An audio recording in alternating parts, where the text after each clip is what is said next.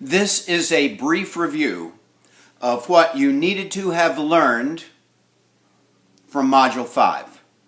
Module 5 is entitled Cash Management. Now, as you have discovered by reading the material, cash management doesn't necessarily mean efficient use of your cash, avoiding squandering it on stuff that you don't need, or somehow having the incentive to save.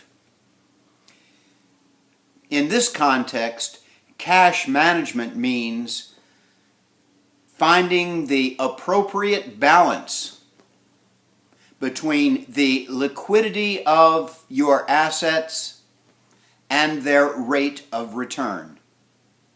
The liquidity of your assets and the rate of return. Now, by this time you know what the term liquidity means. Liquidity is the ease with which one asset can be converted into another. You were first introduced to the concept of liquidity in the essay entitled Liquidity versus Solvency, and you also used the term liquidity when you were computing an individual's liquidity ratio, and you realized that some of your assets must be held in a liquid form because contingencies, unanticipated expenses come about all of the time, and you need to be able to meet those expenses without having to sell off real assets. Selling off real assets can be expensive because oftentimes they require brokerage fees. Oftentimes you have to sell them at a wholesale price, or you might be selling at the wrong time when the market for those assets are down. To avoid that, you want to have some liquid assets at the ready to meet these unanticipated expenses.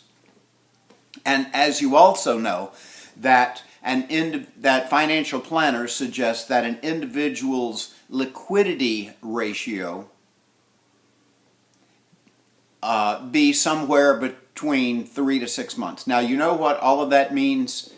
I don't have to review that.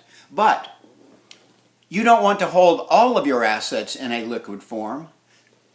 Some assets you want to hold in an illiquid form for the following reason. You will see in just a moment that there is an inverse relationship between the liquidity of the asset and the rate of return the asset earns. An inverse relationship. Now, to see why there is an inverse relationship between the liquidity of an asset and the rate of return that it earns, we are going to have to add a couple of bars to our nominal interest rate stack. Recall, the nominal interest rate stack had 4 bars. Cost of inventory, cost of operations, cost of default, cost of inflation. We are about to add 2 more now in order to understand the concept of cash management. The next block that we are going to add is the maturity premium. The maturity premium compensates a lender for the profitable opportunities and other opportunity costs incurred by the lender while the borrower is holding his money. If I lend you money for 10 years, that's 10 years that I will not be able to take advantage of the profitable opportunities that would have presented themselves to me. I can't take advantage of that because you're holding my money. There are other things I can't do with that. I can't buy a boat. I can't, whatever it is, I can't do it. Why? Because you're holding my money. I'm going to charge you for that. And the charge that the lender makes to the borrower for the foregone profitable opportunities and the other opportunity costs that the lender incurs is called the maturity premium. the longer the borrower holds the money, the higher will be the maturity premium. If you're going to borrow money from me for 5 minutes while you run down to the vending machine and get a Coke, and then you're going to go buy your car and bring it back to me, I'm not going to charge you any maturity premium because there will be virtually no profitable opportunities that will present themselves to me in that time. However, if you're going to hold my money for 30 years, I'm going to charge you a maturity premium, because imagine all of the stuff I have to give up because I'm lending you the money. Okay, so the longer the terms of the loan, the higher will be the maturity premium. And of course, the higher the maturity premium, everything else being equal, the higher will be the nominal interest rate. Now, the second bar we are adding to our nominal interest rate stack is the liquidity premium. The liquidity premium. The liquidity premium compensates the lender for the costs, whether actual cash outlays or other opportunity costs. The costs of the lender getting his money back when he wants it. Now, if I loaned you some money and you told me, Bill, I will give you the money back within 5 seconds of you asking for it. When you want your principal back, I'm going to have it in your hand in full within 5 seconds. Now, if that's the deal that we make, I'm going to charge you no liquidity premium. I'm going to charge you all the other stuff, but I'm going to charge you no liquidity premium. However, if you tell me, Bill, let me borrow $10,000, I want to buy some equipment and go off into northwest Alaska hunting black bear, and if you want your money back, you're going to have to come find me. As you might imagine, it's going to be very expensive for me to get my money back when I want it. As a result of that expense, I am going to charge you the liquidity premium. The liquidity premium. The more expensive it is to get my money back when I want it, the higher will be the liquidity premium. The less expensive it is, the lower will be the liquidity premium. So now we have a 6-bar stack.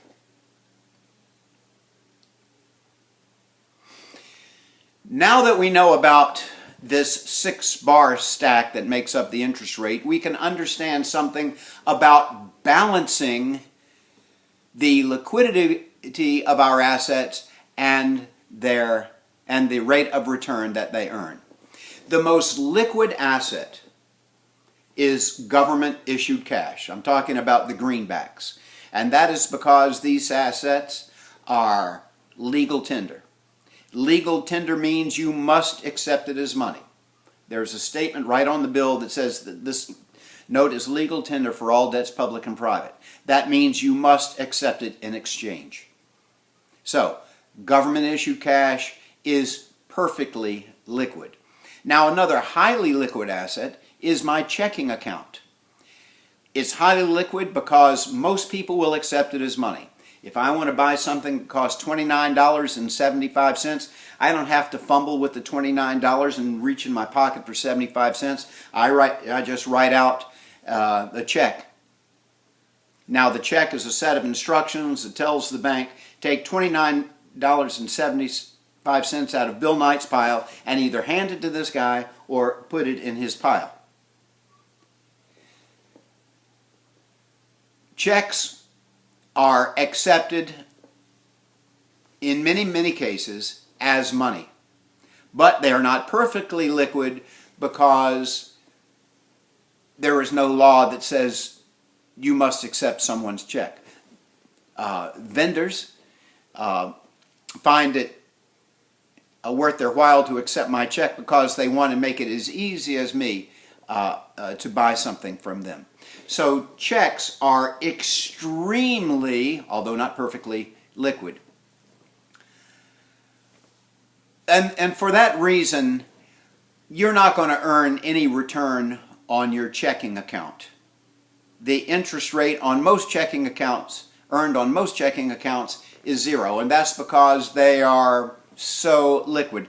Now, there is an exception. There is something called a NOW account. NOW is an acronym. It means Negotiable Order of Withdrawal. A NOW account, that earns interest. But as you might imagine, the interest earned on a checking account is just ridiculously low. However, less liquid asset that earns a higher rate of return for the depositor, and keep in mind, when you're a depositor, you're a lender, is the savings account. The savings account is known as a time deposit. Now, you don't use savings accounts as frequently as you do a checking account. There are some restrictions on savings accounts. I don't have time to go into them now, and if you want to know what the restrictions are, probably it's best to take a 300 level economics class titled Money and Banking. But because with savings accounts, technically speaking, you have to give some notice before you get your money out. Now, I have never encountered any problem in switching my money from savings to checking or taking money out of my checking account. And that's because it's not a big problem for the bank. However, if I were to go in to a bank and tell the teller, yes, I would like to withdraw my $1 million from the savings account, I wouldn't be able to get it at that moment. I'd have to give them some notice. For that reason, savings accounts are a little less liquid than a checking account. As a result, the savings account will generate some interest. And in these days, with a slow economy, low anticipated rate of inflation, that interest rate is extremely low. Now, a little less liquid asset than a savings account is a money market account. A money market account is just another form of a savings account. But with a money market account, there is limited checking, and a minimum balance. So you can get some money out of the money market account now or whenever you want it, but a limited number of times, and it's required. There is a minimum balance required, because if you fall below that minimum balance, it reverts back to a savings account. For that reason, money market accounts are a little less liquid than a savings account, and therefore, with a money market account, the depositor gets to charge the borrower a higher liquidity premium. Now, a certificate of deposit, often known as a CD, has both a liquidity premium and a maturity premium. A liquidity premium because if you try to get your money now, they're going to charge you a penalty. And it is entirely possible in many cases, although many CDs now have an exception to this rule, where if you don't have your money in there long enough, they're going to charge you more of a penalty than the interest that you earned, and you will lose money as a result of putting your money in a certificate of deposit. Most certificates of deposit are for a specific period of time, 6 months, 1 year, 5 years, whatever it is. So there is a given amount of time in which they hold your money, and there is no checking whatsoever. So for that reason, a certificate of deposit is not only less liquid because you can't get your money, but also it must be in there for a specific amount of time. That specific amount of time means that you get to charge a maturity premium. The goal of cash management is to find that balance between the degree of liquidity and the rate of return that your nominal assets earn.